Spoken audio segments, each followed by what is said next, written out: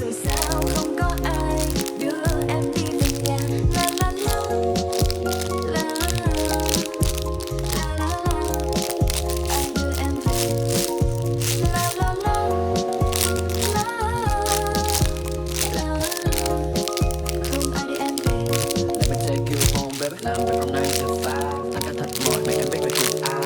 Đường về tuyệt nhiên là không khó, nhưng mà có lẽ sẽ cố định sẽ khiến đôi chân em mỏi đó. Em đi đâu xa nên anh đưa về nhà. Đưa về một mình vì đường nhiều người quá, không đi quá vội.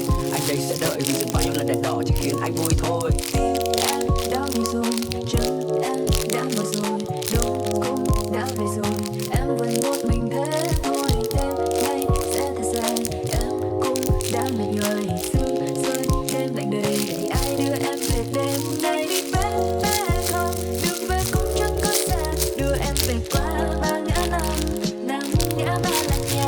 Take me back back home, đường về cũng chẳng có xa, đêm khuya rồi sao không có ai đưa em đi về nhà. La la la la la la, ai đưa em về. La la la la la, không ai đưa em về. Con phố ngoài kia cũng nhớ rằng em đi qua nơi đây biết bao lần, và ai cũng nhạt dần. Còn đúng hẹn như lời em dừng chân nâu vì đêm nay sẽ thật dài. Anh biết rằng em đã cảm thấy một bước em đi thật mệt nhoài, vì sương rơi đêm lạnh đầy. Thì sao em không để anh đưa em về nhà trong đêm này?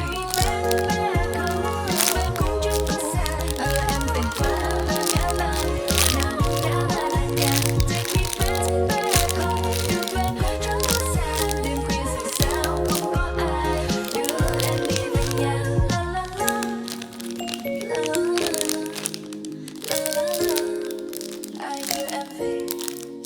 La la la.